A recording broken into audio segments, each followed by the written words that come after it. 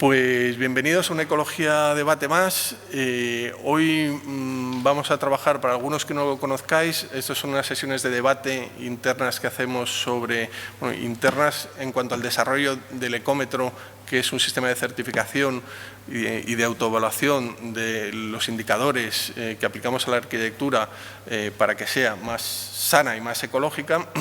Pues dentro de todos estos debates que hacemos, que llamamos Ecología Debate, hoy vamos a hablar sobre el garradón y la arquitectura. Es un tema bastante desconocido, ¿no? Yo creo que cada vez que lo mandamos o lo difundimos por ahí, pues la gente dice, ¿qué es eso del garradón, no?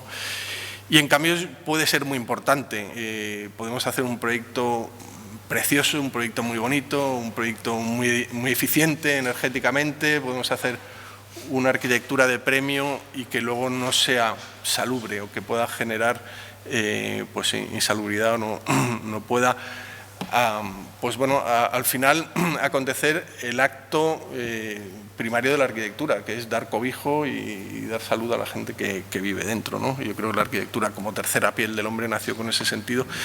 Y bueno, pues para hablar de esto tenemos hoy pues unos ponentes de lujo.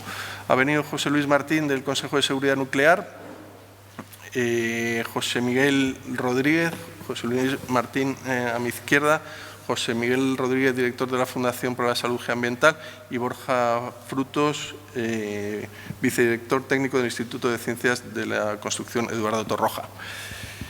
Lo que vamos a hacer hoy, el formato que solemos llevar, es una pequeña presentación de lo que hace cada uno y lo que hace la institución donde trabaja, y luego pues construir un pequeño debate, cómo está este tema a nivel nacional, cómo está este tema a nivel internacional, y que nos ayudéis al final a ver cómo lo podemos introducir dentro del ecómetro, al final cuáles son las pautas que podemos introducir en esos indicadores, cuáles serían los niveles óptimos, que ahí es el gran debate, ¿no?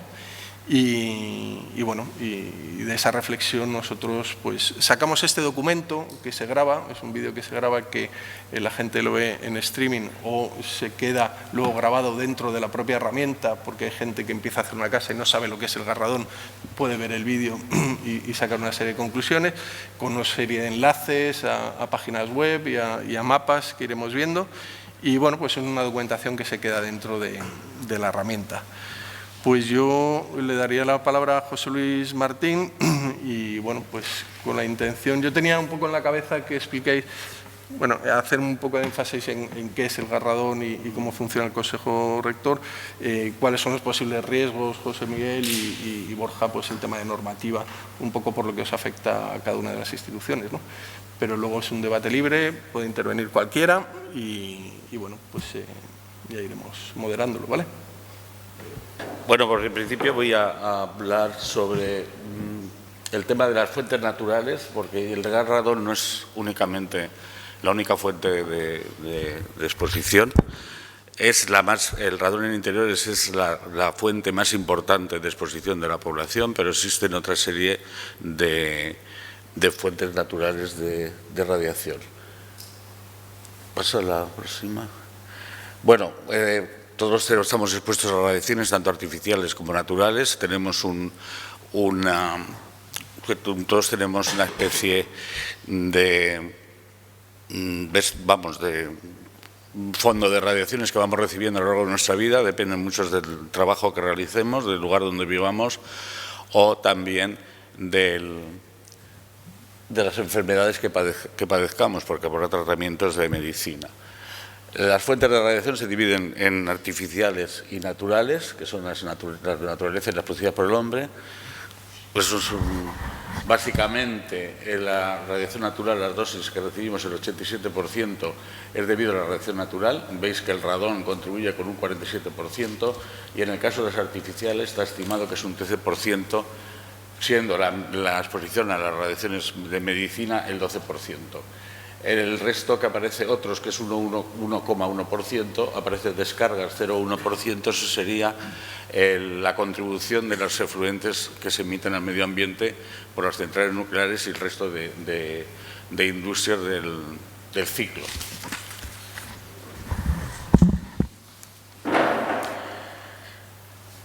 Tenemos tres tipos de radiaciones atendiendo a su origen: la radiación cósmica, la radiación proveniente de los radionucleidos cosmogénicos, que lo he puesto en gris porque es contribuye muy poco a la dosis que recibimos en la población. La radiación proveniente de los radionucleidos primordiales, donde estaría incluido el radón en esos.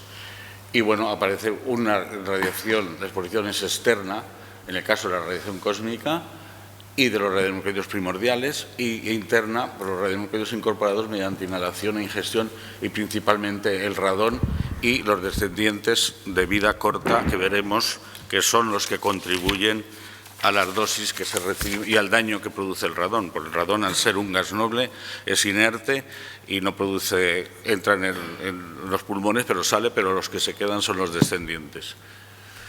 La radiación cósmica, bueno, esto lo he puesto un poco de...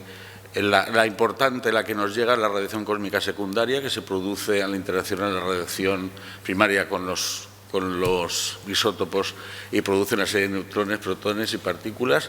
La que contribuye es la radiación galáctica. La radiación solar no llega porque vemos que los megaelectronvoltios están en la radiación galáctica. Luego la radiación galáctica secundaria es la que entra en nuestro medio ambiente y es la que contribuye a la radiación. Esta radiación, normalmente a nivel del suelo, puede dar como unos 0,30, la media estaría en 0,30 milisievert al año. Es función de la altitud. Entonces hay ciudades, por ejemplo, en Bolivia, La Paz, que tiene 3.000 y pico metros, reciben casi 2,02 milisievert por la exposición a la radiación cósmica.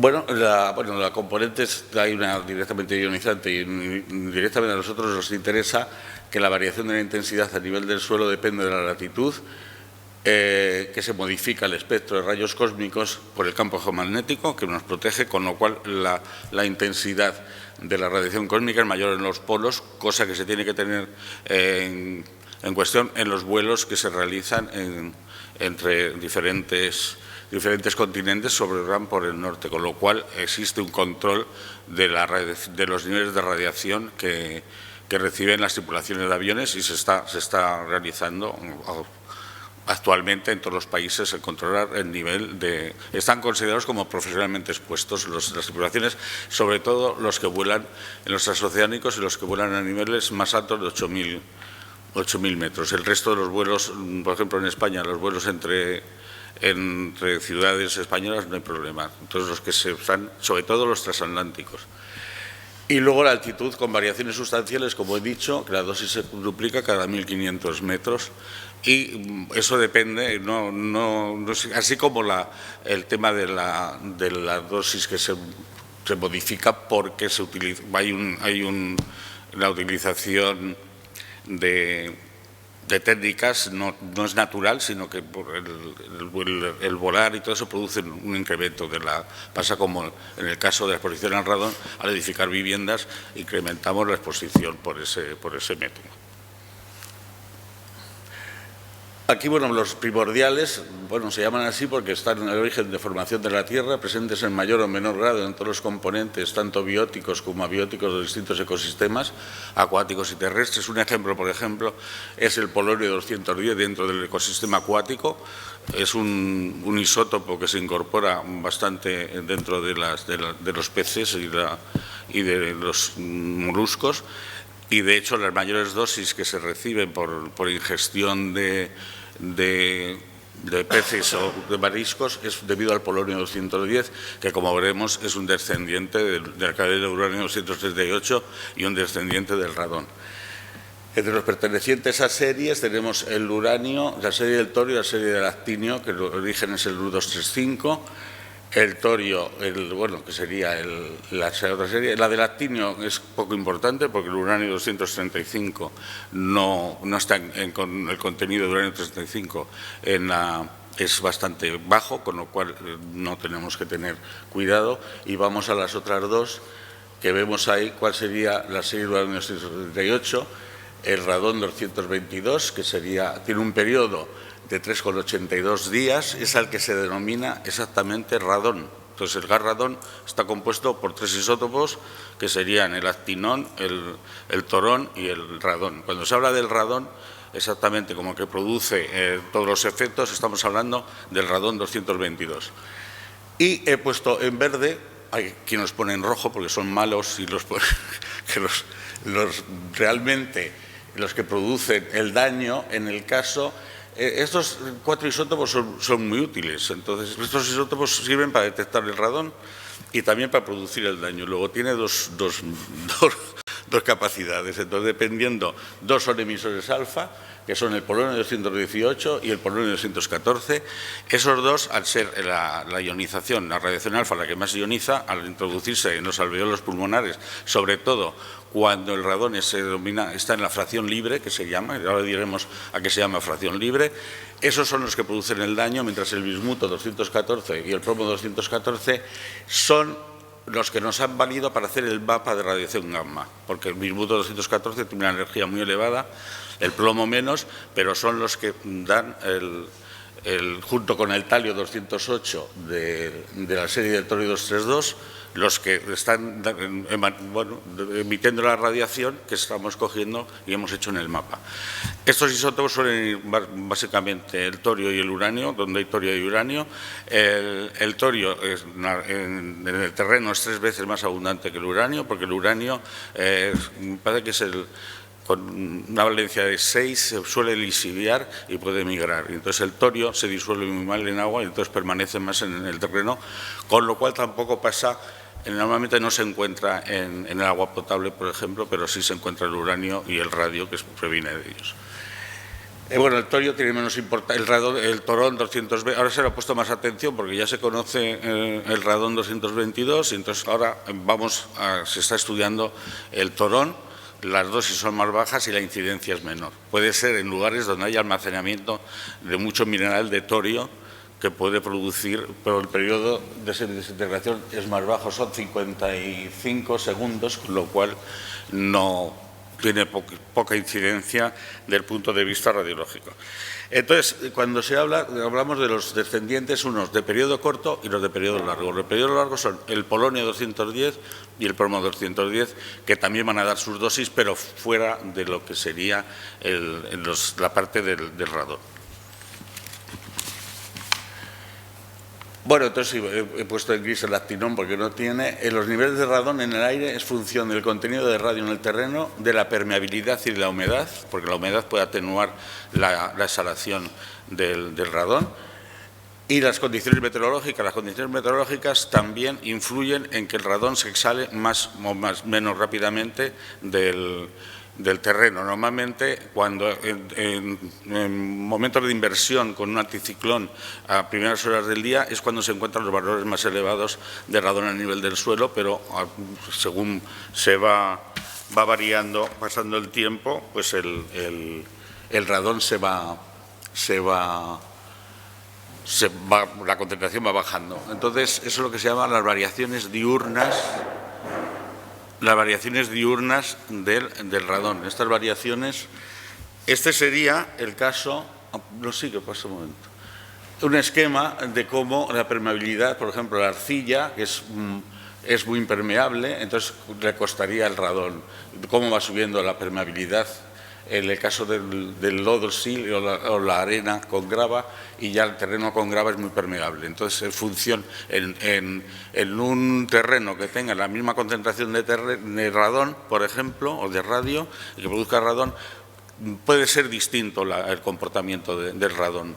No se puede salar si está dentro de un terreno de arcilla. Y aparece esa grieta ahí, porque esta no obedece muchas veces a ningún caso del contenido de radio. Entonces, normalmente suele darse a veces en terrenos volcánicos, que se produce un caso muy relevante que tenemos en España, es la ciudad de Olot. La ciudad de Olot está edificada, me parece, pero parece que está 2 partes de la ciudad, una parte en terreno volcánico y otra parte en terreno que no es volcánico.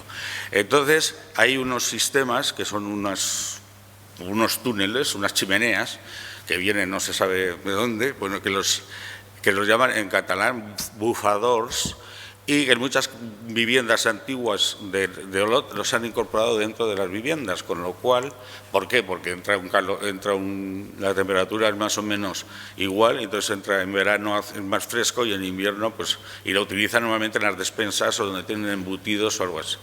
La Autónoma de Barcelona hay un trabajo muy bonito de la Autónoma en que ha caracterizado los diferentes bufadors que hay en la zona esa de la falla de Amer, aparte de la zona de Olot, y bueno, está estimado la concentración de radón, la concentración de torón, con lo cual, bueno, si a alguien le interesa, está publicada, creo yo la encontré en internet, estaba en catalán, pero bueno, se entiende. ¿Pasa otro? Bueno, aquí hay unas variaciones, por ejemplo, las variaciones diurnas, las variaciones estacionales, las zonas centrales, lo que he dicho, concentraciones más bajas. ¿Por qué? Porque con el calentamiento el radón se eleva. En las zonas costeras el comportamiento es un poco diferente, es valores más bajos que en las zonas continentales y hay dos movimientos, el aire que viene del mar a tierra y el aire que va de tierra a mar. Entonces, variaciones no son muy sustanciales. En las zonas costeras los valores pueden ser como de 10 becquerelios metro cúbico, 5 en algunos casos. En el Consejo, si alguien está interesado, está la red de continuo que está dando valores de radón. Pasamos. Este es un ejemplo de una gráfica de Madrid donde se va viendo cómo hay picos de radón, por ejemplo a las 6 de la mañana, empieza a subir sobre las 6 de la mañana y luego entre las 12 y las 6 de la tarde pues se calienta y el radón baja, luego vuelve a subir y en esa situación se va moviendo Este sería el terreno de Madrid, pero si por ejemplo en la estación que hay en la zona de Servicios del Chico, donde están las minas de uranio, ahí llegamos en épocas de inversión de invierno a 400 y 500 becquerelios metro cúbico a primeras horas del día, con lo cual se ve que el tipo de terreno influye también en el contenido de radón que habría. Y también se ha visto que con esas concentraciones de radón de 400 becquerelios metro cúbico y 500 a veces, las ondas gamma que existen se mueven. Mientras, por ejemplo, es poco, pero ese radón, los descendientes de radón influyen sobre la sonda. Y se ve cosa que no se ve, por ejemplo, en el resto de estaciones donde no llega a esos valores. El radón también aparece en aguas freáticas, es función en contenido del radio de las rocas. Ahora voy a presentar un mapa de un estudio que se ha hecho en Extremadura de aguas subterráneas, con lo cual se llegan a la conclusión que el mapa Marna de niveles de radiación gamma, una conclusión de ese estudio es que el mapa de radón en agua se puede equiparar con el mapa gamma. Entonces, el caso del radón del punto de vista de impacto radiológico sobre la población no están, salvo casos muy extremos que se dan en Finlandia o Noruega, donde pozos se capta el agua de pozos para las viviendas, pero bueno, hay unos sistemas que existen, que se han desarrollado en esos países para eliminar el radón del agua y que no penetre en las viviendas. Pero el radón, con la agitación, se exhala y también con la temperatura. Cuando se incrementa la temperatura, el radón escapa. Entonces, no es importante, teóricamente sería cuando te estás duchando, que me parecería más radón y podrías ignorarlo, si tuvieras un agua subterránea con alto contenido de radón o que haya pasado por terrenos con radio. En el caso de las superficiales, el radón no existe, ya se ha ido. Pero sí que existe un problema cuando son plantas de tratamiento de aguas a la hora de los trabajadores. De hecho, por ejemplo, un caso muy claro se dio en Alemania, en la parte de Baviera, porque se captaban el abastecimiento era de agua subterránea y en los lugares donde se airea para el tratamiento, las concentraciones de radón subían y los trabajadores, el estudio que se hizo es que recibían concentraciones elevadas. Es un problema que se puede solventar rápidamente incrementando la ventilación de los lugares donde se trata ese tipo, el agua. Este sería el mapa aquí el valor más elevado fue de 1000 y pico becquerelios litro y está asociada, se tomaron 350 muestras de agua subterránea de manantiales, pozos y en balnearios también. Entonces, los rojos grandes es donde se han encontrado los valores más elevados de radón y, bueno, está asociado con terrenos graníticos, según dicen ellos en el trabajo. En el caso de rocas metamórficas y cuarcitas aparecen valores entre 400 y 500 y luego ya en las rocas sedimentarias aparecen, en pizarras y rocas sedimentarias aparecen ya valores más bajos. Y entonces también vemos, por ejemplo, en la parte de la Vera, cómo la zona tiene una serie de niveles de entre 400, 500 y mayores de 500 que se corresponden con la zona de la Vera que tenemos. Es una de las zonas españolas que consideramos como una zona de las que se llaman radon-pronarias, pues esta sería una de las denominadas radon-pronarias. También en Extremadura, en otra parte de Extremadura, hay poblaciones que habría que seguirlas más, sobre todo esa parte de la izquierda. Sí, que la otra. Estos serían los descendientes, que se llaman los de periodo corto, he dicho polonio, ya he hablado de ellos, plomo, bismuto y polonio 214. Estos se desintegra el radón y aparece son componentes metálicos fuertemente ionizados, con lo cual se adhieren a cualquier sitio. Entonces, lo primero, se reaccionan rápidamente con vapores y con gases y forman lo que se llaman las clústeres, que son entre 0,5 y 5 nanómetros de diámetro, que es lo que se llama la fracción libre. Entonces, esa fracción libre, cuando se trata de calcular las dosis de forma muy exacta, hay que determinar la fracción libre, porque no siempre todos los lugares el porcentaje de fracción libre es mayor o no es igual. Entonces, esa parte es la que incide mayormente en las dosis a los trabajadores, sobre todo. Hay unos factores que aparecen, porque hay lo que luego se unen con partículas de polvo y luego ya el aerosol radiactivo se deposita, con lo cual eso se llama la fracción ligada y precipita, se adhiere a obstáculos, pues como puede ser pues mesas o lugares de eso. En el caso, por ejemplo, de cuevas, y esto es un hecho, he hablado de una cueva que aparece en Extremadura que tiene una concentración de radón súper elevada de 50.000 becquerels metro cúbico.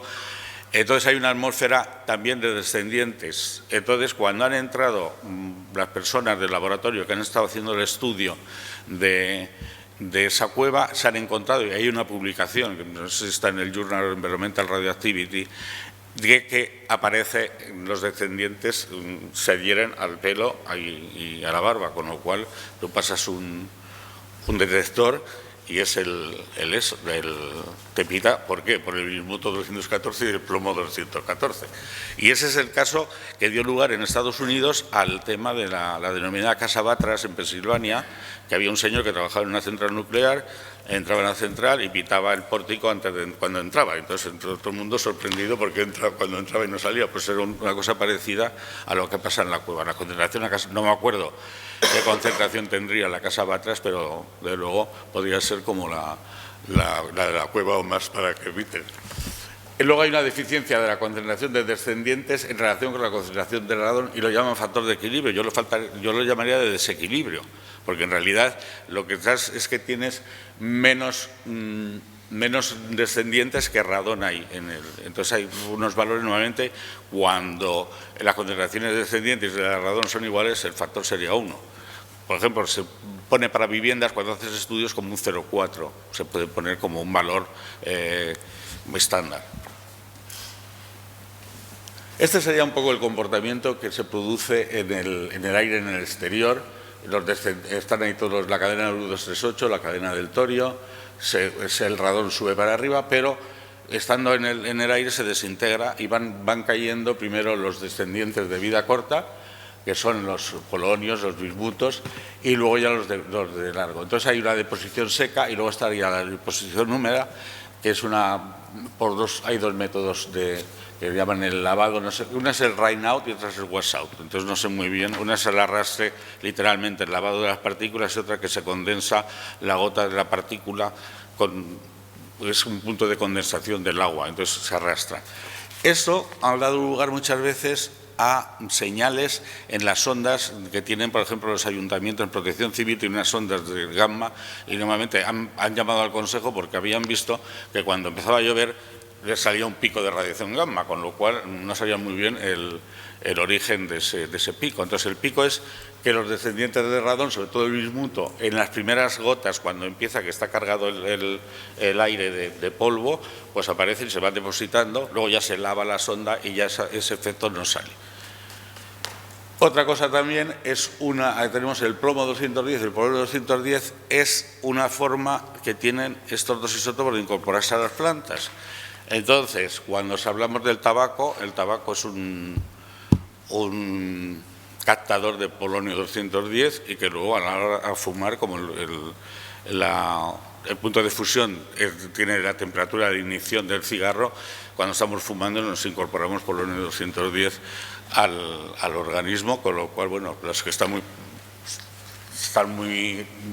porque hay polonio 210, por ejemplo, en las balsas de fosfoyesos de Huelva, que estaban muy preocupados porque el polonio 210 llegaba a Huelva y se lo inhalaban, pues no estaban preocupados porque se lo estaban incorporando con el tabaco. Entonces es un hecho de que estás protestando, pero la radioactividad cuando tú la fumas, pues parece ser que no está nadie en contra, sino que bueno, es una cosa. Bueno, en el exterior no son muy elevadas las concentraciones. Hemos visto que, salvo ocasiones, no hay problema en el tema. Y luego en el interior están las concentraciones más elevadas en función de sustrato geológico, donde están los edificios, eso está muy claro. Tipo de construcción, si tú tienes un hórreo, por ejemplo, sería una edificación totalmente segura contra el radón. Esa es la forma de edificación que no tendrías problemas. Lo que sí hemos visto, que luego los hórreos, por ejemplo, se han ido transformando, se han ido cerrando, se han ido poniendo paredes abajo, con lo cual ya estás incorporando, dejando que el radón no escape y que se incorpore. Luego, muchas veces, las actuaciones que se hacen en las viviendas, el intercambio de aire, que os hablará, las viviendas tienen un intercambio, ¿no?, de aire. Bueno, pues si tú ese intercambio lo eliminas, pues puedes subir el incremento de radón. Luego tienes que jugar un poco con todo ese tema. Y luego las prácticas de ventilación y las prácticas de conservación de energía. Y es la fuente más importante de exposición a la radiación natural. Luego, bueno, pues también tenemos que la exposición externa, los materiales de construcción actúan de dos formas. Uno, nos protegen contra la radiación externa, por ejemplo, la radiación cósmica, entonces hay una atenuación, pero también es una fuente adicional de radiación gamma y a veces es una fuente adicional de radón cuando, por ejemplo, se incorporan residuos de restos de industrias donde se ha procesado, escorias, por ejemplo, con alto contenido de radio. Eso ha tenido bastante efecto en Hungría, han incorporado muchísimos materiales y se han encontrado con problemas en la construcción con concentraciones de radón por incorporar dentro de las viviendas. Este sería un esquema de cómo se incorpora el radón en las viviendas, y yo no voy a decir nada más, que luego hablará Borja por dónde pueden entrar. Y luego, bueno, pues hay unas variaciones debidas a actividades laborales también, pues tener exposición al radón dentro del lugar de trabajo. No voy a hablar ni de los procesos industriales, porque esto daría para otra clase de las industrias NOR, pero aparece la exposición a tripulaciones, en la radiación cósmica tampoco, y me voy a centrar un poco en las actividades laborales que impliquen la exposición a descendientes del radón, toronio, la radiación gamma, que es lo que dice el título 7 del Reglamento de Protección Sanitaria. Y aquí están los balneminas subterráneas. No todas las minas pueden dar, no todos los balnearios pueden tener, no todas las cuevas. Por ejemplo, la cueva de Nerja no es una cueva que tenga concentraciones elevadas de radón. Aparecen otras que sí, que tienen, esa que he dicho, pero no es una turística que entre mucha gente. De hecho, aconsejamos que no entren. Y luego hay otras cuevas que, bueno, que pueden tener ya algún problema y que podría haber algún método. El método que se utiliza para las cuevas es básicamente la rotación de los guías, porque no puedes introducir ningún método de actuación en las cuevas porque te puedes cagar las cuevas. Por ejemplo, la de Altamira, la original, tenía, me parece que unos 5.000 becquerelios, 3.000 a 5.000 becquerelios. La réplica no. Redes de metro, por ejemplo, hasta ahora habría que medir la de Madrid. Básicamente, podría ser medir básicamente en los tenía todos los puntos. En Barcelona sí que se ha hecho, en Barcelona no hay problema en la red de metro, no hay las concentraciones son bajas. En los lugares de trabajo subterráneos, todos los lugares de trabajo subterráneos, aunque no son en zonas en que el mapa aparezca como zona de riesgo cero, hay algunos lugares subterráneos encontrados en zona, por ejemplo, Cataluña, se encontró una cueva, una mina neolítica que extraían un mineral que se llamaba varistita. Bueno, pues esa cueva tenía unas concentraciones bastante elevadas. Y luego los lugares de trabajo no subterráneos en zonas específicas donde ya se sabe que hay concentraciones de radón en viviendas. Entonces, bueno, pues con eso habría que ver si puede. Esto es para que tengáis una idea de todos los proyectos que se han realizado el Consejo desde la firma del primer acuerdo en diciembre del año 89, que se hace con la Universidad de Valencia. Ahí tenemos una reunión con laboratorios que en su momento estaban midiendo radón, porque vimos que en Europa los distintos países habían empezado a medir radón sobre el año 80 y algo, que es cuando aparece lo de Estados Unidos.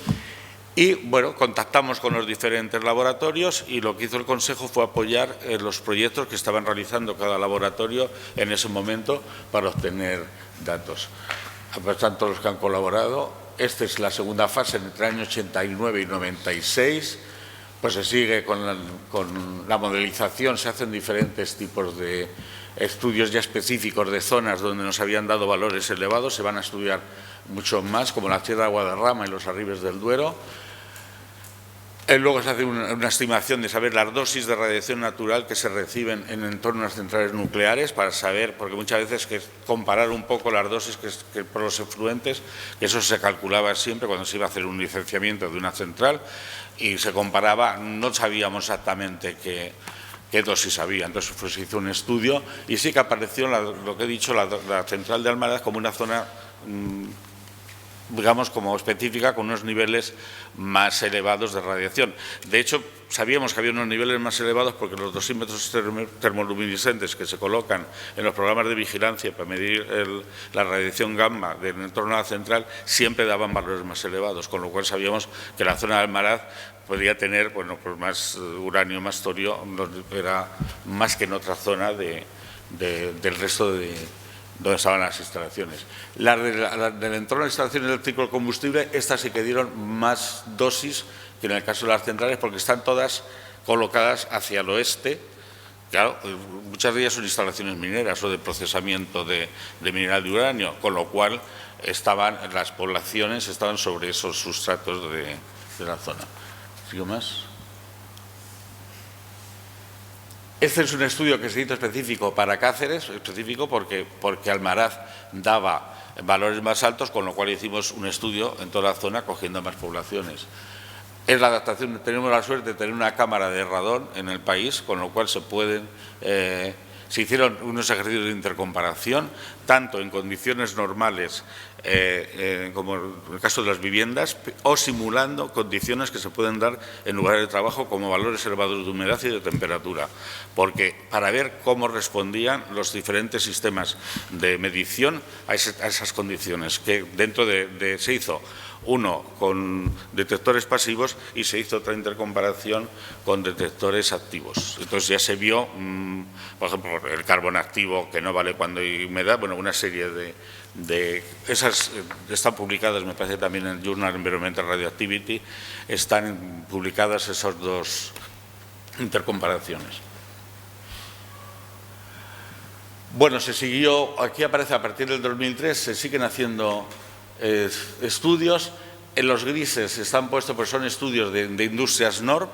Aparecen, no es porque no se estudie el radón, también se estudia el radón dentro como una vía de exposición dentro de las Industrias Nord, pero normalmente no tiene, salvo en ninguna de las que se estudiaron, el radón tenía una incidencia en las dosis de los trabajadores.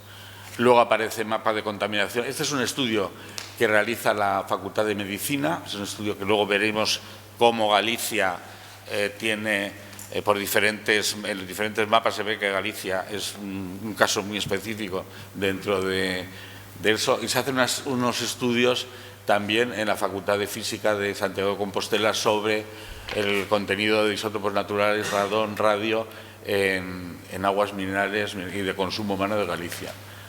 Y luego el estudio de la viabilidad de las acciones de remedio frente a la presencia de radón. Así que voy un poco detrás. Luego, estos son estudios con el tema también de Canarias, se sigue haciendo estudios, sigue. Y luego llegamos al mapa Marna. Este mapa aparece en el año 91, se firma un acuerdo con ENUSA, y lo que se trata es de todos los datos que había sobre medidas para la prospección de uranio que tenía ENUSA, todos esos datos se vuelven a recopilar y se incorporan y se empieza a hacer un mapa de radiación gamma en este caso el primer paso es el de la península, y se lo hemos acabado ahora en el año 2014, del 91 al 2014 hemos conseguido terminarlo con las Islas Canarias Occidentales, que ha hecho la Universidad de La Laguna, y hemos sacado también los mapas de las ciudades de Melilla y las ciudades de Ceuta. Baleares. Este sería el mapa Marna. Vemos las manchas esas rojas, pues, donde son los puntos. De hecho, los datos de radón se ajustan a esas zonas, aparecen los valores elevados en la Sierra de Madrid, en la zona de los Arribes y en la zona de Galicia. Este es el Marna Galicia, porque en el caso, al ser un caso muy específico, la Xunta de Galicia se implicó en el tema y se firmó un acuerdo también la Xunta de Galicia, ENUSA y el Consejo, y se incrementó el número de medidas para sacar un mapa de Galicia. Este es el mapa que se publicó. Aparece también como la zona de Pontevedra. Ponteareas es una zona con concentraciones de radón, el porcentaje es muy elevado, de concentraciones más de 200 o 300, con lo cual estamos tratando de sacar una instrucción indicando qué poblaciones serían aquellas que podríamos considerar que se llamarían poblaciones radón pronarias o poblaciones propensas al radón, para considerarlas por lo que pide la legislación nuestra. Hasta ahora no podíamos decir, tenemos las zonas, pero no tenemos los nombres de las poblaciones, con lo cual no puedes dar una zona y a lo mejor una población tiene, pero la población de al lado no. Eso es Entonces, bueno, estamos intentando. Este es el de las orientales que hace la Universidad de Las Palmas. Vemos que no hay, por ejemplo, Lanzarote no tiene Fuerteventura, hay algunos puntos. Uno es Timanfaya, que es el punto ese que sí que tiene un poco de nivel de radiación, pero Lanzarote vemos que no tiene ningún problema en cuanto a... Tenemos datos previos ya de Lanzarote en viviendas, con lo cual las concentraciones eran muy bajas. También tiene las Canarias, aparte del terreno, es que las viviendas suelen estar abiertas, muy ventiladas, con lo cual las concentraciones, también el clima, influye en el tema aparte del terreno. Este sería también Baleares. Vemos que Baleares, he puesto Mallorca, está entre 4 y 15 microrentgen hora, Menorca sigue. Tampoco tienen ningún. Ibiza y Formentera. Tampoco tienen ningún. Los datos que tenemos en Baleares son muy bajos. Bueno, a partir del Marna hicimos para el Código Técnico de Edificación unas estimaciones con contenido de radio, utilizando un programa de cálculo para crear el RESRAT para simular la exhalación y la entrada en una vivienda. Bueno, pues un mapa de los que llaman predictivos de radón. Y lo comparamos con los datos de 5.000 viviendas que teníamos y vimos que se ajustaban. Los porcentajes más altos estaban de viviendas por encima de 200 becquerelios, estaban en la zona donde eran categoría 2, que nosotros habíamos puesto categoría 2 a ese mapa, de tres categorías. Pero cero, teniendo en cuenta que podía haber fallas y podía no estar el mapa por el contenido de radio, sino tener el problema que he dicho anteriormente de la permeabilidad, de la fisuración, que podía tener problemas, con lo cual habría que tratar ese tema también. ¿Sí? Este es el mapa que sale, famoso. Bueno, pues ahí estaría Y lo que digo que es simplemente como orientación. Nunca, cuando se va a edificar, habría que hacer un estudio genérico. De hecho, cuando hicimos el módulo donde hicimos todas las acciones de remedio, se clasificó el terreno de la forma que habíamos puesto para hacerlo. Y salió un terreno, se confirmó que era categoría Bastan 2 Super, ¿no? Extra XL. Tenía unas concentraciones de radio de 2.000 becquerelios kilo, con lo cual estamos jugando, que la media de radio puede estar, el valor medio como en 30, pero ya con una fuente de radio de 2.000, pues se alcanzaron valores en el sótano de 400.000, ¿no? En el sótano de 40.000. 40.000 o las 40, y nosotros. Y en la superior. Yo estoy ya, me bailan los números. Sí. Bueno, claro, 40.000 ya. No, bueno, que sí. Porque no nos medimos el pelo cuando estábamos allí. Madrid, estos serían dos casos. Huelva, por ejemplo, Huelva ¿no? Estaría en categoría 0. La parte de la sierra, normalmente, las zonas de las sierras puede haber, son poblaciones, la población es menor. Hay bastante cuadrículas de 10×10 del caso del mapa que estamos haciendo ahora. ¿Puedes pasar? Este es el caso del interior del mapa que ha hecho el doctor Barros. El doctor Barros está siguiendo una metodología que es de las personas que tienen que están internadas en hospitales con cáncer de pulmón. Lo que hace es ir a medir a las viviendas donde esas personas, pidiendo el permiso, ha ido haciendo medidas pues tiene casi todo el mapa de Galicia. Entonces tiene por municipios y luego por comarcas. En Galicia es muy normal agrupar los municipios dentro de comarcas. Entonces vemos que Galicia sigue siendo él ha hecho, en el caso de municipios, el 10% de viviendas tiene superior a 200 becquerelios metro cúbico. Normalmente se utiliza un valor, los ingleses utilizan el valor del 10%. El ICRP 65 decía un 1%, pero un 1% te puede estar radón, pronarias, casi todo. Entonces, yo considero más adecuado que un 5%, un 10% podría ser válido a la hora de clasificar los resultados. Este es el mapa que estamos haciendo hasta ahora. De viviendas que tú has medido por encima de un valor de referencia. Si tú pones, por ejemplo, la nueva directiva sí pone 300 becquerelios, que es lo que tenemos nosotros nosotros hemos puesto 300 becquerelios como radón para iniciar acciones de remedio, y si las acciones de remedio son factibles, aquellas viviendas que tengan del orden de 100 pueden iniciar las acciones. No pones que con 300. Lo que hay que intentar es que la concentración sea sea lo más bajo posible. Porque se ha visto que los efectos del cáncer de pulmón se producen muchas veces por exposiciones muy continuadas a concentraciones que no son muy elevadas. Entonces, sobre todo, pues el que vive muchos años en una vivienda puede contraerlo. Luego está ya el caso del fumador, no fumador, eso ya es. Y ahora estamos dentro de la Unión Europea inició una recopilación de mapas de riesgo que tenían todos los países, y se vio que no todos los países teníamos el mismo criterio a la hora de haber hecho mapas de riesgo. Nosotros hicimos los mapas de riesgo de esta forma porque no teníamos suficiente número de viviendas con valores para hacer el mapa que tenían los ingleses.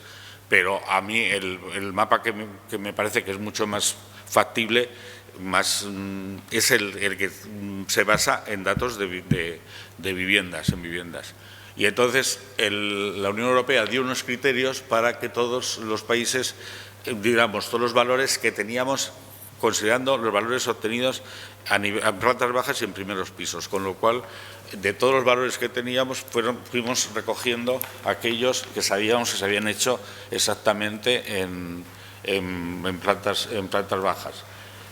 Esta es por ahora, lo que hay está en noviembre de 2012, unos 15.000 datos, y ahora se ha hecho una segunda parte y ya tenemos lo tengo a punto por aquí, no sé cuántos datos, 18.000 o algo así, puede ser.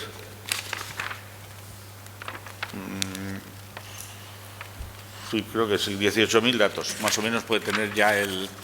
Y ahora estamos en una última fase porque existen cuadrículas en que no hay un número suficiente como para...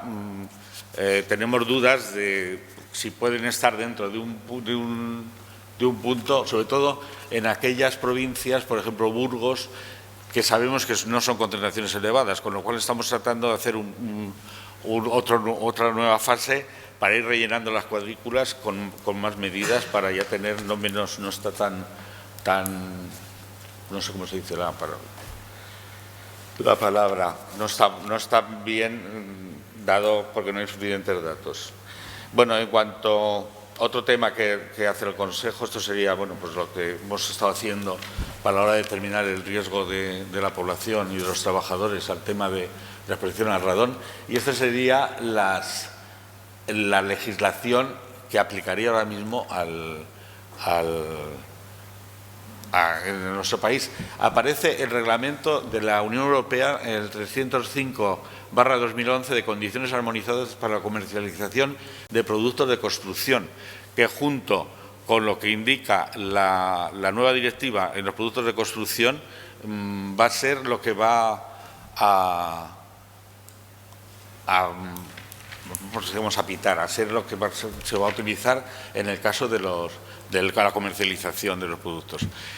Aunque este reglamento no está incorporado a la legislación española, pero aplica a los Estados miembros, yo creo que ya desde el año 2013, me parece, salvo algunos artículos específicos que se indica luego el reglamento de protección sanitaria, la modificación, la instrucción IS 33 y luego el agua potable, que se está incorporando a la legislación española, la última directiva que ha salido sobre la parte de radioactividad.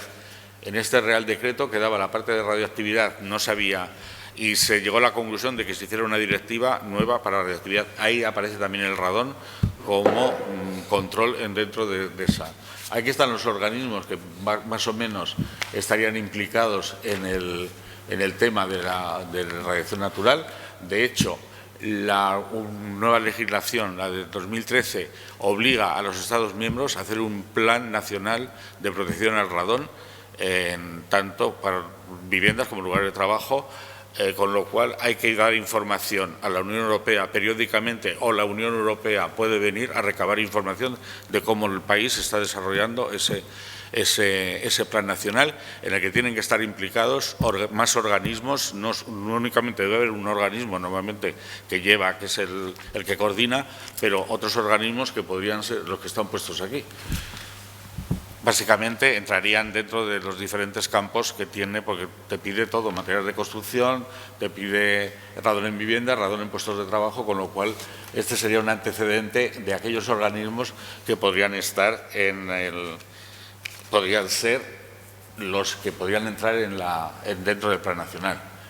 Bueno, esto es el Pleno aprobó criterios radiológicos sobre los siguientes aspectos. Esto, una serie ya se había hecho en su momento, creo que en el 2007 una primera, pero no se había plasmado todavía ningún documento oficial. Aquí esto se plasma en el IS 33, la instrucción, ¿puedes pasar? En la instrucción IS 33 sobre criterios radiológicos para la protección frente a la radiación, y luego el control de la exposición a fuentes naturales de radiación, que es la guía de seguridad 11.2. Entonces, en el caso de viviendas, aparece el control de la exposición al radón en la guía de seguridad 11.2, y en los lugares de trabajo, que hay legislación aplicable, porque en el caso de viviendas, hasta ahora nosotros hemos seguido la recomendación de la Unión Europea, no había una directiva sobre viviendas. Ahora tendremos que meter las viviendas también en la directiva, y habrá que transponer la directiva, no en un título solo, sino que ahora las fuentes de radiación natural aparecen a lo largo de todos los diferentes capítulos de la directiva. Bueno, estos son las guías que hemos desarrollado últimamente, que son las directrices sobre la competencia de los laboratorios y servicios de medida de radón, la metodología para la evaluación de la exposición al radón en lugar de trabajo, y también para el caso de las industrias NOR, metodología para la estimación de las dosis, Y estas son las publicaciones. El mapa predictivo de exposición a radón se ha publicado. La protección frente a la emisión de gas radón en edificios, que publicó Borja y Manuel Olaya sobre el estudio que se realizó en los terrenos de Nusa, y este es el que se ha fotocopiado y se ha vuelto a poner en la concentración de radón en viviendas españolas, del que soy autor en su momento, en el año 2004, y en que puse un poco un resumen de todos los trabajos que se habían hecho hasta el año, no sé, ya hasta el 2003 o algo así. ¿Tienes presentación? Sí, muy rapidita, 10 minutos. Intentar pues, cosas que no se repitan de lo que se ha expuesto y al final, es una reflexión de tu construcción, que realmente esto es bastante nuevo, ¿no? Las primeras mediciones vienen de los años 70. Bueno, nosotros empezamos, el primer acuerdo que firma Consejo es el año 89. En diciembre del 89 se firma un acuerdo con la Universidad de Valencia, pero la Universidad de Valencia ya había empezado. Antes. Yo creo que en Estados Unidos habían empezado antes. También empiezan antes. Yo creo que los países nórdicos también empiezan antes. Y la República Checa.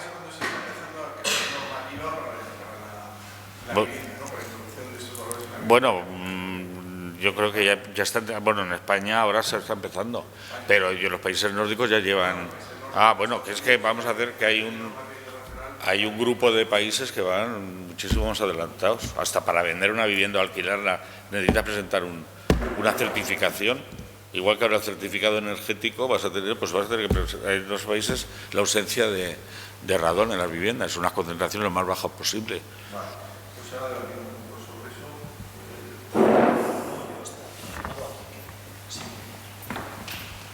Bueno, yo lógicamente tenía que explicar lo mismo. Entonces, hay cosas que ya están explicadas, pero bueno, sí. Lo que es el radón, pues bueno, ya se ha explicado, pues muy bien. Es un gas noble que procede de la desintegración del radio y que a su vez también procede de la desintegración del uranio. Bueno, es incoloro, inodoro, insípido, con lo cual en un hogar pues no puedes saber el nivel de radón que tienes, salvo que tengas un aparato que te lo diga, ¿no? Bueno, eso luego lo veremos, ¿no? Los mayores contenidos provienen de los suelos graníticos, aunque también se encuentran en algunas arcillas negras, en rocas fosfatadas y rocas sedimentarias. Una de las características del radón es su gran movilidad en el terreno. Puede moverse hasta 100 metros con muchísima facilidad y con unas depresiones muy pequeñas. O sea, con tan solo 5 kilopascales de depresión, de diferencia de presión entre un sitio y otro, se traslada el radón y se introduce en la vivienda, ¿no? Como efectos en la salud, bueno, pues la principal vía de irradiación es por la inhalación. Y realmente, como decía José Luis, el radón no es el que hace el daño, sino sus descendientes, sobre todo los de corta vida, el polonio 218 y el 214, ¿no? Que uno tiene 16 segundos y el otro no llega a los 2 minutos, me parece, ¿no? Luego también puede dañar la salud por vía de ingestión, por tomar aguas de pozo, aunque en aguas superficiales no es ningún riesgo, ¿no? Porque se airea el agua y ya está, ¿no? Pero en algunas casas donde hay pozos subterráneos a gran profundidad y tienen bomba y la usan para beber, entonces el daño además en la salud se provoca en todos los órganos, porque al beberlo y digerirlo pasa a la sangre, pasa a todos sitios, ¿no? Así como cuando lo respiras el daño mayor se produce en los pulmones, ¿no? Es la segunda causa de cáncer, de muerte por cáncer de pulmón a nivel mundial después del tabaco. Y además daña principalmente a todos los que son fumadores, en un orden increíble. O sea, si de cada 1000 casos de cáncer de pulmón y los que son fumadores, pues sería el 65% por radón, frente a un 7% del no fumador. Es decir, si eres fumador, tienes todas las papeletas y tienes radón en casa para tener un cáncer de pulmón. Bueno, esto es un cáncer de pulmón. Son 2 pacientes con cánceres de pulmón, los puntitos blancos. La muerte por cáncer de pulmón, además, es la muerte más dolorosa para el enfermo y para la familia. ¿Dónde lo vamos a encontrar? Pues siempre en casas bajas, más que en pisos altos, porque el radón pesa 9 veces más que el aire, con lo cual tiende a acumularse en los sótanos, en esos chalés de la sierra que te dejan preparadito el arquitecto para luego tú te haces el sótano. Eso es casi de juzgado de guardia, me refiero, porque tú ya le estás dejando la puerta al radón al cliente para que se lo haga y tal, ¿no? Y además no se lo has explicado, ¿no? Y luego, bueno, bodegas. Yo he visto en la sierra chalés de algunos vecinos que hemos medido y tal, y que tienes el billar y no sé qué, y juegas ahí al billar radioactivo, ¿no? ¿Cómo entra en las casas? Bueno, pues normalmente se introduce en las casas por las grietas, por las juntas, los encuentros de tubería con forjados, y luego pues tabiquerías por huecos que va encontrando. Tiene una gran capacidad de moverse y de trasladarse, y entonces tiene una facilidad increíble de penetrar, y luego en algunos materiales pues los penetra sin ninguna dificultad. Tiene capacidad, por ejemplo, de atravesar un cristal. Bueno, ahí veis un esquemita de las principales vías de inmisión en un hogar. Como técnicas de prevención, bueno, pues las acciones que se pueden tener son, primero, conocer el terreno y las zonas de riesgo. En función de ese conocimiento, aplicar unas medidas u otras. Luego, fundamentalmente, hay que divulgar, que esa es una de las labores que hacemos en la Fundación. O sea, decirle a todo el mundo que hay un riesgo, que el cáncer de pulmón es una enfermedad grave, que se produce en el hogar, que incluso yo hasta diría rayando en lo pesado y en lo alarmista, ¿no? Porque, bueno, pues la verdad es que es un grave problema de salud. Se calcula que unas 900 personas anualmente se mueren en España por este problema. Son bastantes. Luego, bueno, una de las formas de prevención es la inclusión de las medidas contra emisión en el código técnico, que luego nos explicará Borja cuándo se va a poner, y luego formación de profesionales en este campo. Bueno, en cuanto a proyectos que se estaban haciendo, yo he puesto este que conozco de Luis Quindós, del proyecto 10×10, que lo que se está haciendo es, la Unión Europea ha pedido que se haga un mapa de radón como se tiene en otros países, y se está haciendo una malla de 10×10 kilómetros y metiendo medidas, ¿no? Con diferentes criterios, porque en la última fase lo que se ha hecho es establecer criterios de población, pues poblaciones de 200.000 habitantes, tantas casas, poblaciones de menos casas. Al final es un tema de presupuesto, me refiero. Hay presupuesto para muchas cosas, pero para esto no hay presupuesto, porque esto a lo mejor tendría que estar hecho todo ya, y no de 10×10 kilómetros, sino de 1×1. Bueno, este es un mapa del trabajo que se está haciendo. Y luego, como técnicas de prevención y mitigación, bueno, pues existen las barreras antirradón, que normalmente pues son elastómeros modificados o bien bituminosas. Barreras bituminosas se emplean mucho, por ejemplo, en Italia. Bueno, otro esquemita. Otro sistema de prevención son las arquetas o bulbos de depresión, que es el sistema más fácil, y además que en los prototipos que se hicieron en Salamanca se vieron que la efectividad es altísima, cercana al 99%. Y en obra cuesta poquísimo hacer. El sistema consiste en hacer una arqueta de 1×1, de poner un geotextil, el ladrillo con el hueco visto para que pueda entrar el aire, cerrar esa arqueta en el subsuelo y poner un tubo, conectarlo a un extractor de Soler y Palau, y ya tienes una arqueta de evacuación, y con eso prácticamente la emisión de radón en un hogar es cero. Y luego, pues como sistemas de medición, yo he traído unos equipos domésticos y equipos también de los que se utilizan para medir. Hay diferentes sistemas de medición, ¿no? Mediciones cortas con carbón activo, que se puede hacer una medición de 7 días. Lo que ocurre es que esa medición realmente no aporta muchísimo, porque puedes medir 7 días que no hay radón. Una de las características que influyen mucho en el radón es, primero, la época del año, ya ha explicado José Luis, ¿no? Las temperaturas, la presión. Y efectivamente, por ejemplo, cuando llueve y hay mucha humedad en el suelo, pues el radón tiene más dificultad para exhalar del suelo, pero curiosamente debajo de la casa tiene más facilidad porque está seco, y como no puede salir por ningún sitio, el efecto chimenea que hace la casa lo que hace es incrementar el nivel de radón en el hogar, ¿no? Otra cosa que hace incrementar el nivel es el uso de la calefacción. Como el suelo y la casa está caliente, hace otra vez efecto chimenea y chupa de ese radón, ¿no? Bueno, pues algunos elementos que se utilizan para medir, monitores de largo plazo, luego los EPER, que son estas cámaras que luego os dejaré para que las toquéis, que es un sistema americano muy curioso, que lo que hace es un platillo cargado de electrones y luego mides una diferencia, tienes un delta, que es un algoritmo que han creado ellos en función de la altura, la latitud y dónde estás, y te dice cuántos electrones ha robado pues las partículas cargadas positivas, ¿no? En cuanto a niveles establecidos, bueno, pues ahora he visto que hay normativa nueva más avanzada, ¿no?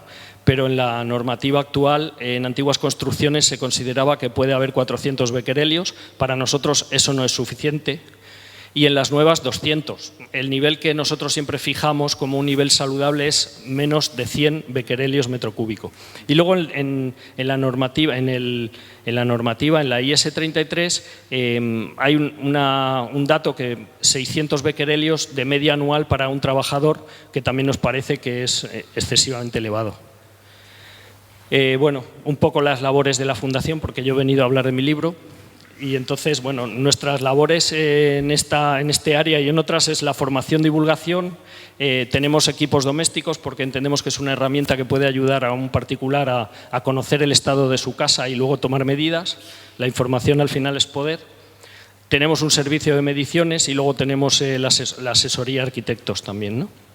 Y ya está, ya luego entramos en detalles.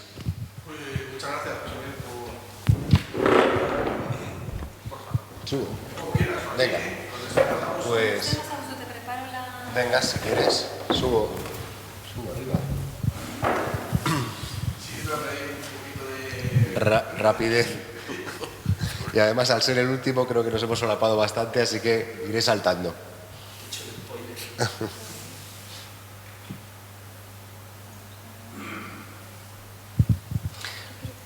Bueno, pues yo vengo del CSIC, del Consejo Superior de Investigaciones Científicas, que es una institución que engloba a diferentes centros de investigación en diferentes áreas. Concretamente la nuestra es el Instituto de Ciencias de la Construcción Eduardo Torroja, que se dedica a todo el tema de investigación pues en el entorno de la construcción, desde los materiales hasta la arquitectura, habitabilidad, que precisamente es nuestro grupo de investigación que se llama Sistemas Constructivos y Habitabilidad en la Edificación. Bueno, dentro de este grupo tratamos varios aspectos y uno de ellos es precisamente la calidad del aire interior y dentro de ella la protección frente a gas radón. Nosotros nos metimos en estos aspectos, en estos temas, a instancias del Consejo de Seguridad Nuclear, que nos solicitó en la época que se iba a redactar el código técnico, había un mandato de la LOE, estaba nominado el instituto como coordinador de las labores de redacción del código técnico y nos pidieron concretamente al coordinador de salubridad, que era Manuel Olaya, que incorporase o que intentase incorporar un capítulo de protección frente a gas radón dentro de lo que eran los aspectos de salubridad del código técnico. Bueno, estuvimos trabajando conjuntamente con el Consejo de Seguridad Nuclear, desarrollaron los mapas de radón que nos ha comentado, nosotros estuvimos investigando en qué posibles soluciones o de qué manera se podía todo esto aglutinar en un documento de protección y se lo mostramos al Ministerio. El Ministerio, bueno, esto era el año 2003, 2004 más o menos, lo acogió de buen agrado, es decir, en ese momento lo consideraron un trabajo profundo, de detalle, pero no consideraron en ese momento el incorporarlo. No sabemos muy bien cuáles fueron los criterios, quizá era un tema desconocido para ellos, tenían la sensación de que en España no había un nivel de conocimiento, de desarrollo tecnológico para poder abordar la problemática del gas radón, tanto en medidas de laboratorios que pudiesen hacer las medidas como de personal técnico que pudiese dar soluciones de protección en viviendas existentes o a nivel de proyecto. Bueno, entonces nuestra trayectoria ha sido, desde ese momento, ir dando soporte a las inquietudes del Ministerio en cuanto a estos conocimientos, apoyándonos en los proyectos de investigación que hemos ido sacando con subvenciones del Consejo de Seguridad Nuclear y en planes nacionales de investigación. Es nuestra labor como centro de investigación y nos vamos adaptando un poquito a estas convocatorias. Bueno, todo este tema, pues lógicamente tampoco me voy a meter mucho, ¿no? El uranio desintegra el radio y el radio a su vez el radón. El radón, al ser gaseoso, se mueve por los poros del terreno, por diferentes mecanismos, difusión, convección, predomina el de convección por las diferencias de presiones que se suelen establecer entre lo que es el interior de la vivienda, que está ligeramente despresurizada con respecto al terreno. El terreno tiene un desfase de presiones con respecto a la presión atmosférica y ello provoca un mayor flujo de radón. Todo esto pues hace que al final el radón atraviese bien por difusión, si el material es impermeable, o por convección a través de grietas o materiales porosos. Todo ello hace que llegue a acumularse en el interior del edificio y nos pueda provocar pues las afecciones pulmonares al ser inhalado. Bueno, las vías comunes ya se han comentado también, tampoco me extiendo, pero son los puntos débiles, lógicamente, de la envolvente que está en contacto con el terreno, y también aquellos elementos que conectan, como son las arquetas de saneamiento que conectan con los cuartos húmedos, y que en muchas ocasiones, aún siendo el radón un gas más pesado que el aire, se puede encontrar en plantas altas precisamente por succión, por efecto stack que se produce por estas canalizaciones. Bueno, simplemente decir que lo ha explicado ya José Luis, la radiación alfa es la más dañina, es la que provoca el radón.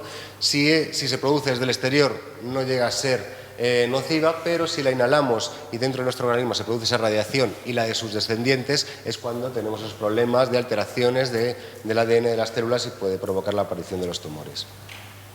Bueno, mapa de radiación natural, y que ya está elaborado por el Consejo y ha sido actualizado con este tipo de proyectos de la Universidad de Cantabria, Universidad de Barcelona, con las medidas del 10×10, y un poco lo que son los niveles que nos encontramos a nivel europeo y a nivel nacional, ¿no? Los niveles que están reflejados en las diferentes normativas. Dentro de lo que nosotros nos hemos guiado como umbrales de referencia han estado los de la Recomendación Europea del 1990. Era una recomendación, nos establecía que para viviendas existentes, si se medía radón en los interiores y superaba los 400 becquerelios metro cúbico, debíamos aplicar algún tipo de medida correctora para eliminar el radón y disminuir los niveles. Si eran viviendas nuevas, el objetivo de diseño, es decir, incorporando sistemas constructivos a nivel de proyecto que permitiesen que, una vez realizada la vivienda en estas áreas, no tuviéramos unas concentraciones superiores a los 200 becquerelios. La Organización Mundial de la Salud ya publicó en el año 2009 pues una serie de índices renovados en los que las viviendas existentes los situaba en 300 y viviendas nuevas en 100.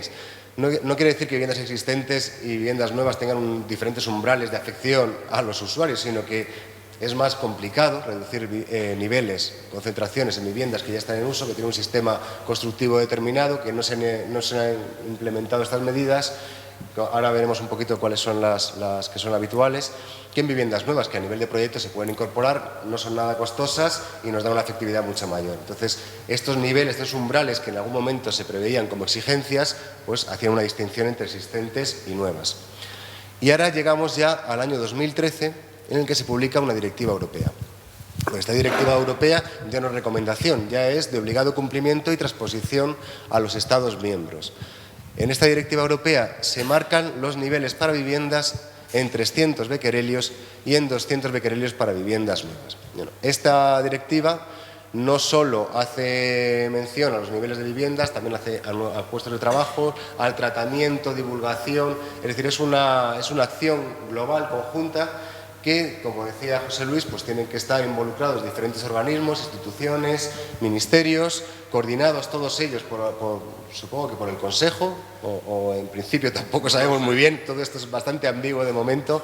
Sí que nos consta que el Ministerio de Fomento, la Dirección de la Vivienda, está intentando que estos valores lleguen a aplicarse. Existe un borrador, el borrador que hicimos en el año 2003, se llevó al Ministerio, lo tenían ahí guardado y ahora se ha vuelto a actualizar. El equipo redactor del Código Técnico dentro del Instituto Eduardo Torroja, pues con los datos que les hemos ido suministrando, han ido redactando un nuevo borrador que está todavía en fase de aprobación en el Ministerio. Pero existe el documento en fase de borrador. Cuando hablamos con los responsables del Ministerio, pues ellos tienen la intención de no agotar el plazo de los 5 años de transposición de la directiva, es decir, para el 2018 tener ese documento dentro de lo que es el código técnico que principalmente afecta a viviendas de nueva construcción. Supongo que se realizarán guías para tratamiento de viviendas existentes. Bueno, en cuanto a las posibilidades de protección frente a la emisión, todos estos son documentos que hemos ido desarrollando a raíz de las investigaciones que hemos realizado, ¿no? Entonces, se basan básicamente en 3 estrategias. Una de ellas, la más efectiva de todas, en la que nosotros proponíamos para el nivel máximo de riesgo, es la extracción o presurización de los terrenos que están en el entorno de la edificación, en el asentamiento de la edificación. Se trata de extracciones por arquetas, desde el terreno circundante, es decir, por el exterior, cuando se trata de viviendas existentes, extracciones de cámaras de forjados sanitarios, por tuberías DREN, si las hemos podido instalar en fase de construcción, todas ellas conectadas con un sistema de extracción, o presurizar, y ahora veremos un poquito cuáles son las variantes. Los sistemas de barreras es dar mayor estanquidad a la envolvente frente al paso de este gas, y los sistemas de ventilación, que lógicamente es por dilución. Si dentro tenemos una concentración X, fuera hay menos, al mezclar los gases reducimos la concentración. Es un mecanismo muy básico. Bueno, en extracción-presurización, simplemente diferentes variantes, extracción natural o forzada. Forzada es más efectiva, pero requiere la instalación de extractores, su mantenimiento y control, para el caso de que no funcionen, no estar inhalando las concentraciones excesivas. Elementos, captación, en el terreno se capta el radón y se evacúa a la atmósfera, bien por cubierta o bien por fachadas. Diferentes elementos de captación. Este es el que nosotros usamos, el que está hecho construcción in situ, lo usamos en el módulo de esa hélices, con simplemente utilizar los mismos ladrillos que existen en el sistema, el ladrillo tosco, el ladrillo perforado, colocado de forma vertical para que permitiese la entrada de aire a través de sus paredes, y con ellas conectados a unos tubos bien sellados con las soleras y forjados, y evacuación hacia la atmósfera. Otros sistemas que hay en la literatura y en empresas comerciales que están fuera de España. Arquetas ya confeccionadas y prefabricadas para este propósito. O elementos muy curiosos como paneles de aislamiento térmico que se colocan en soleras, con lo cual le das ya también una prestación térmica a ese espacio, pero que además tienen sus canales por donde puede discurrir este gas y ser evacuado a través de unos canales hacia el exterior. Conexión por las muretas de apoyo del forjado sanitario a un único extractor. Es decir, hay infinidad de posibilidades en función de las tipologías. Presurizaciones, extracciones por los laterales, extracciones de una gran superficie para abarcar muchas viviendas en el caso de urbanizaciones. Esto, si el terreno lo permite, es suficientemente permeable. El sistema de barreras, quizá menos efectivo que el anterior, de fácil ejecución siempre que la vivienda no esté construida. Si está construida nos vamos a encontrar con muchos elementos que nos van a perjudicar en la instalación y podemos tener luego fallos a futuro. Hay que tener en cuenta que son membranas similares a las de filtración, a las de protección frente al agua, pero con mayores prestaciones mecánicas para que no se punzonen, resistan elongaciones y unas elasticidades especiales para que absorban los movimientos diferenciales de los elementos constructivos y no se acaben fisurando, porque si se fisuran, estas membranas que funcionan por coeficiente de difusión muy bajo, si se fisuran, el mecanismo de convección entra en acción y entonces ya la membrana deja de funcionar. Si no son durables, también, si al cabo de 5 o 6 años el material pierde sus propiedades y se empieza a agrietar, se empieza a fisurar, pues tendremos una membrana debajo, porque estamos protegidos y no vamos a estar protegidos, vamos a estar viviendo en una vivienda pues sin ningún tipo de protección. Puntos singulares que hay que tener en cuenta. Y el último mecanismo es el de la ventilación. La ventilación, digamos que tiene 2 formas de actuar, ¿no? Por un lado, lo que he comentado antes, que es la dilución. El gas que viene desde el exterior tiene menos contenido de radón. Decía José Luis que más o menos en la estación que tenían en Madrid estaba dando unos órdenes de 10, 20, 30, ¿no? Más o menos. En Saélices, cuando hicimos el módulo, mucho más alto, lógicamente, pero la concentración fuera en la atmósfera es menor siempre que la que hay en el interior de un espacio cerrado y confinado. Con lo cual, si hacemos una mezcla de aire, por la dilución, vamos a conseguir, ¿no? Esto se ve mucho en los estudios que hay de permeabilidad de las viviendas, que a lo largo de los años se ha intentado hacerlas más estancas para perder menos calor, potenciar la eficiencia energética, pero por otro lado ese menor intercambio de aire provoca que los índices de radón durante estos años se hayan ido elevando. Este es un estudio en un caso de Reino Unido. Esto se da en cualquier lado. La falta de ventilación en viviendas, lógicamente, va a incrementar los niveles. Pero por otro lado tenemos, dentro de la ventilación tenemos el otro mecanismo, que es modificar el estado de presiones. Si nosotros al ventilar extraemos aire de la vivienda, lo que son las aberturas de extracción e emisión, salvo que pongamos el mismo elemento con la misma potencia en ambas aberturas, siempre vamos a tener una ligera depresión en el interior de la vivienda. Lo que extrae lógicamente va a venir de la rejilla que tengamos en el exterior, pero por las diferentes áreas de succión y de presión vamos a generar una depresión. Ello va a provocar que se produzca un tiro del terreno y entre más radón hacia el interior. Si provocamos insuflando aire, es decir, ventilamos pero impulsando aire hacia el interior de la vivienda, este efecto se invierte. Entonces conseguimos que ese radón se reduzca el flujo. Es decir, con estos dos mecanismos, aparte de lo que estamos consiguiendo por dilución, mejoramos o empeoramos la medida. Este es un estudio que hemos estado haciendo de alguna manera para desmitificar lo que es la ventilación en los casos de radón. No es una mala medida, pero solo es aconsejable cuando los niveles son bajos y sobre todo cuando no estamos en unas condiciones climáticas severas. En este caso concreto es un estudio teórico en el que se ha calculado, según unas tasas de emanación de terreno y una vivienda tipo que nos hemos simulado en un programa de simulación energética, hemos estado calculando mediante una serie de ecuaciones diferenciales acopladas a ese entorno que una concentración inicial del espacio de 900 becquerelios necesitábamos reducirla mediante mecanismos de ventilación hasta los 200. Bueno, aplicando todas estas ecuaciones llegamos a la conclusión de que son necesarias 5 renovaciones hora para eliminar el radón y bajar a los 200 becquerelios. Bueno, 5 renovaciones hora, cuando se habla en calidad del aire, es una salvajada. Estamos hablando que cuando son contaminantes de formaldehído, CO2 o cualquier otro contaminante habitual y está contemplado en el código técnico, 1,5 no superan esas cifras, 5 es una salvajada. Entonces, ello supone que además de tener las ventanas abiertas o instalar un gran sistema de ventilación forzada, tenemos que pretratar ese aire que viene de fuera. Si estamos en unas condiciones severas, calentarlo, enfriarlo según las condiciones. Bueno, pues es en este estudio que hicimos pasar de una renovación a 5 renovaciones hora suponía un incremento en ese tratamiento del aire de unos 36.000 kilovatios hora año, que traspuesto a lo que son los precios del gas con unas condiciones, me parece que era el año 2011, y con un rendimiento tipo de un sistema de climatización de 0,75 en 2.600 euros año. Esto son datos que hay que tener en cuenta a la hora de proponer una medida. O sea, eso es un dato que entra dentro del sumatorio de costes de una medida.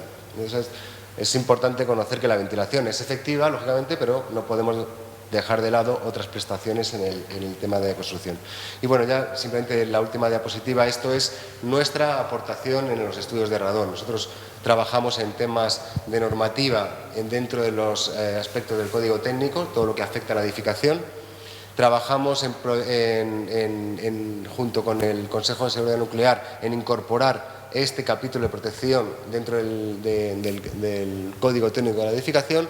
Trabajamos en proyectos de investigación para dotar de formación técnica a los redactores de estos documentos y trabajamos también en la asistencia técnica a los usuarios que nos van solicitando pues, acciones de remedio, bien en particulares que vienen con un problema al instituto o bien en instituciones pues, tipo en Consorcio de Santiago de Compostela o instituciones del Ayuntamiento de Torrelodones, que están un poco más sensibilizados con la temática. Bueno, imágenes del prototipo donde hemos podido probar la eficacia de todas estas soluciones de remedio, que estaba en Saélices el Chico, la mina de uranio, unas concentraciones muy elevadas de 40.000 en el sótano y 7.000 en planta baja, y una serie de imágenes que muestran pues, las diferentes soluciones que estuvimos probando, extracciones naturales por arqueta central o por arqueta exterior para simular lo que puede ser la barrera de la cimentación perimetral en la efectividad de estas soluciones.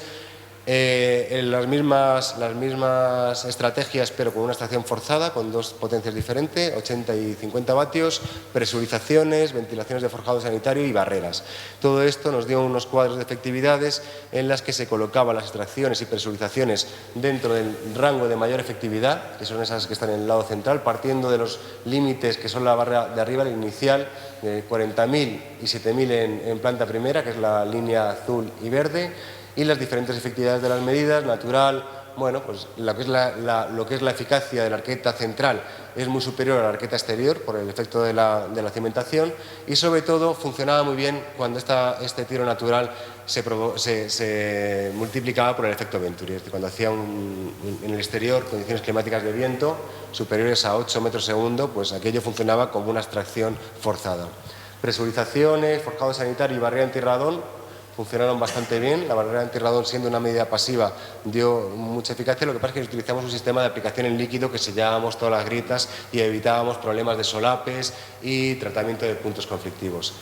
Y bueno, pues en cuanto a la estrategia que cualquier usuario se pueda encontrar en un problema de radón, lo primero que debe hacer es medir si es una vivienda existente, ver los niveles de radón que tiene, ir a un catálogo de soluciones constructivas que en el momento no existe, pero bueno, a través de la literatura y cuando se publique el código técnico podrá existir, ver la eficacia requerida, estudio tipológico de la vivienda para que esa solución se pueda adaptar a cada caso particularizado y luego hacer un estudio de costes en el que todos estos temas que he mostrado de ventilación pues deben estar en cuenta, los estudios previos de permeabilidad, concentración, ejecución, puesta en obra, los materiales, el mantenimiento de reparación, sustitución y la energía de uso pues de los ventiladores extractores o energía de precalentamiento o preenfriamiento del aire. Y bueno, más, yo creo que ya esto es la presentación que quería hacer, tampoco mucho más, no hay tiempo. Muchas gracias. Vamos 5 minutos. Sí. Vale, madre mía. Correcto. Sí, que se ha pasado, me tenías que haber llamado. Lo he dicho, corta. ¿Para cuándo introducir el código técnico? Ah, pues se enciende otra vez. No sé si se ha encendido. Bueno, está ahí. ¿Para cuándo? Yo creo que para el código técnico es la gran pregunta, sí. No la sabemos ni nosotros. El tema no puede pasar, según Europa, del 2018. Según Europa, pero también lo teníamos con la Directiva de la Eficiencia Energética, que nos han puesto una multa tras otra. Es decir, que si la dinámica del Gobierno es esa, bueno, el 2018 es un límite y no sabemos. ¿Se supone multa? Efectivamente. Otra, límites, yo creo que tengo un tema más claro, lo de los 200 becquerelios, que es la nueva normativa que va a salir, ¿no? Y es lo que nosotros trabajamos mucho con el Instituto Bauerley, ¿no? Las referencias que tiene, no sé si lo conocéis, el Instituto Alemán Bauerley, que en este tema hemos tenido bastante conflicto en el sentido de interpretar la sugerencia que hacen ellos, que es una sugerencia que os cuento que a partir de 200 becquerelios lo consideran extremadamente significativo, coincidíamos con ese valor. Luego de 60 a 200 lo consideran fuertemente significativo, luego débilmente significativo de 30 a 60 y menor de 30 no significativo. Y bueno, lo que habéis explicado es que el 30 lo podemos encontrar incluso en el ambiente exterior, ¿no? De viviendas, yo en mi casa tengo 30, me parece, he medido en un tercer piso. Si no tienes problemas de material de construcción, normalmente puedes tener valores de 30. Lo que no sé, Alemania está poniendo ahí valores de 30, ¿no? Lo que sí te dice toda la protección radiológica es tan bajo como sea posible, es decir, que tú puedas obtener lo más bajo posible.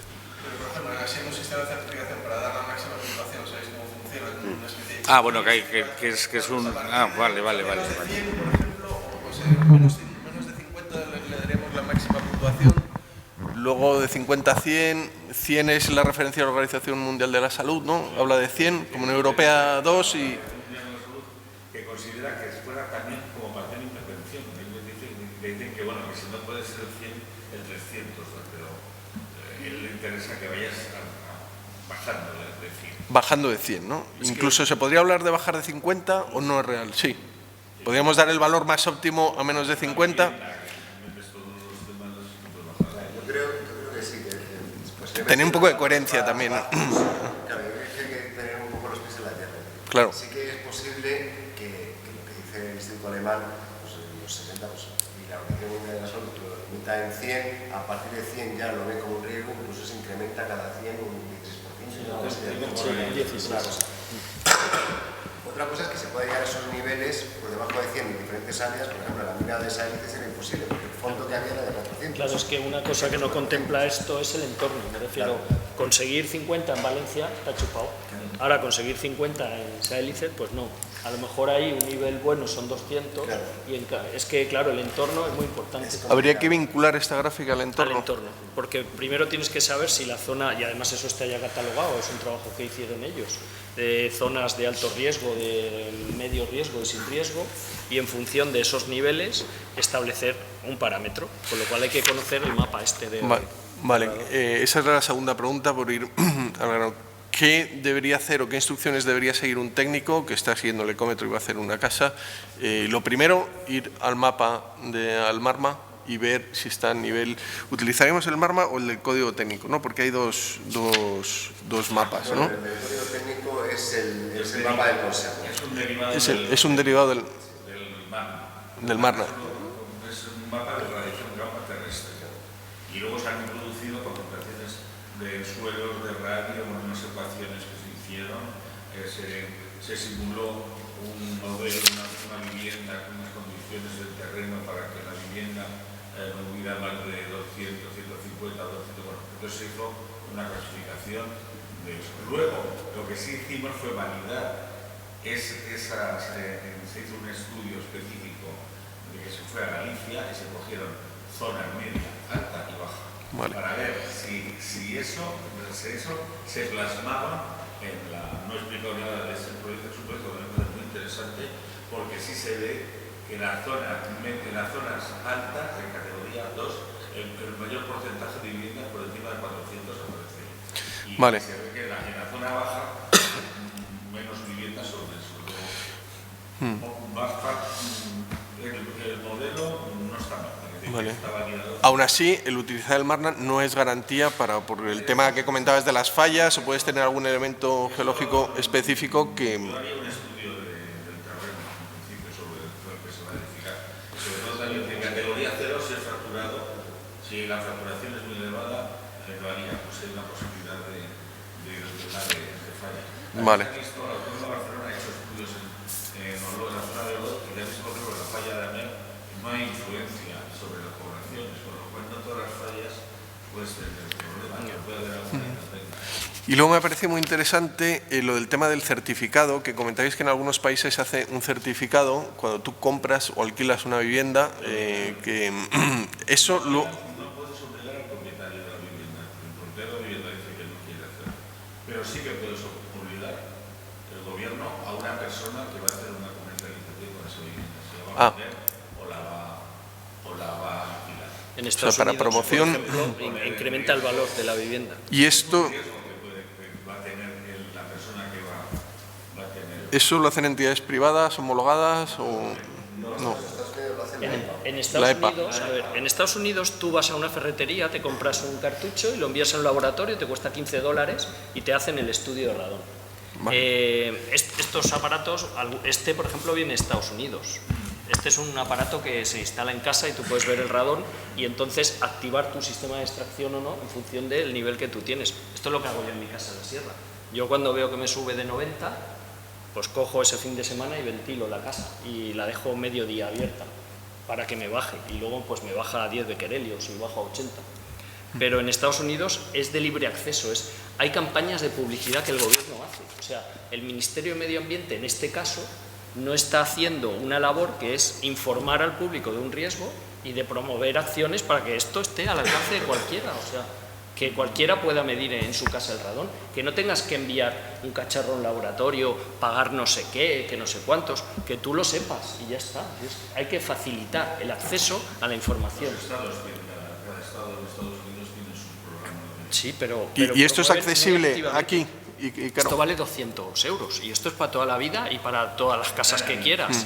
Es como un móvil. Este también vale 200. Pero igual que proponemos en edificios sostenibles, por ejemplo, poner un detector de fugas de agua para evitar pérdidas y hacer una mejor gestión del agua, bueno, se podría poner pues que tengas un análisis de radón para si es vivienda existente y si tienes niveles muy altos, una recomendación de ventilar. Si tú has instalado un sistema, pues, vamos, no sé por dónde saldrá el borrador del código técnico al final cuando se aplique, pero una de las cosas que se está suscitando es, en vivienda nueva, ¿qué hacer? ¿Aplicas los 3 niveles de exigencias o estamos ya...? Están echando y quería dejar alguna pregunta. Lo siento, pero hacemos otro si queréis. Hacemos otro para los debates. Nuria.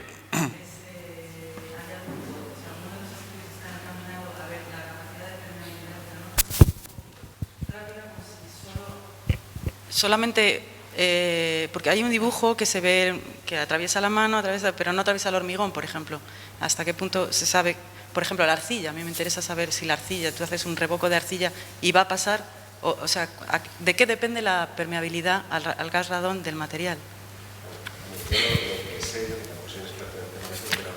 Pero sí que hay un comité que estamos trabajando en los materiales de construcción y el coeficiente de difusión de las membranas alrededor. Y se habla de que una membrana es estanca cuando tiene un coeficiente de difusión inferior a 10 a la menos 12 metros. Es bajísimo, sí. La arcilla es mucho más superior.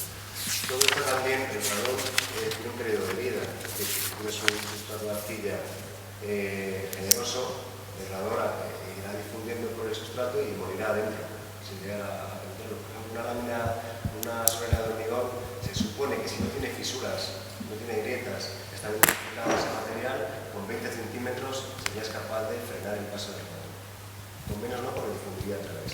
¿La arcilla tiene más o que el...? Y hay una tabla con el valor de los materiales por espesor y todo esto. Los materiales de terreno y luego materiales de construcción. ¿Y dónde? Vale. Claro, o sea, lo que son materiales de construcción, prácticamente la ley de difusión es dar fisuras que son el camino mayor, entonces el mecanismo de difusión deja de funcionar. Bueno, no es que deje de funcionar, es que es irrelevante a la hora de conexión. Cuando hablamos de difusiones hablamos de membranas. Y las membranas son materiales prefabricados con unos materiales plásticos, con multicapa, con aluminio, también el aluminio que da un coeficiente de difusión incluso menor. Entonces, se habla de esos materiales cuando los has fisurado, cuando estás poniendo en obra y se rompen, entonces ya has perdido la capacidad de ese mecanismo de frenar por difusión. Si es por convección son las fisuras, que todo material, soleras, eso, por muy bien que lo ejecutes, los puntos de encuentro de una solera con un muro, pues tienes que tener puntos de dilatación, eso ya es un camino ideal para que el radón pase. Entonces, tratar únicamente lo que es la difusión de los materiales de construcción no tiene mucho sentido sin tratar el completo de lo que es el sistema constructivo de la vida. Vale, pues lo siento mucho, lo tenemos que dejar aquí. Muchísimas gracias. 10 minutos recogemos esto y nos vamos. Quedan muchas cosas ahí pendientes, ¿no? Hablábamos antes de empezar, pues eso, que en muchos países se hacen mediciones sobre los materiales, sobre la radiactividad de los materiales. Aquí no se hace, en España todavía no se hace nada de medición ni certificados sobre radiactividad. Se está empezando. Hemos hecho un proyecto, como explico anteriormente, por servicio con la Universidad de Cantabria y todos los materiales de granitos, pizarras y cementos.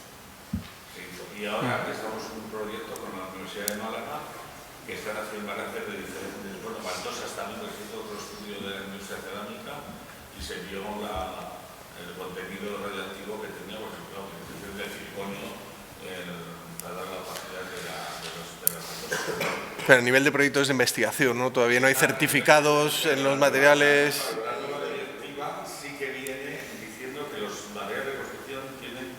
Tienen que llevar un certificado. Específico de potasio, se considera el radio 126, el torio 232 y el potasio como los isótopos clave de la geometría gamma, por ejemplo. Y luego se está desarrollando entonces los materiales de construcción no tienen que pasar de un índice 1 para que sea, cuando tiene el índice inferior a 1, el material de construcción no tiene problema. Eso hoy día dentro de la marca CE que acompañaría a toda la comercialización, que es la nueva recomendación que apareció. Luego, con esta directiva y esa recomendación estaría el tema de los materiales de construcción, que hasta ahora no era perceptivo realizar. Pues nada, seguimos avanzando en el mundo del radón. Muchas gracias. Intentamos recoger rápido, tomarnos una caña o seguir hablando abajo, porque eso a las 9 nos cierran y nos quedan 5 minutos.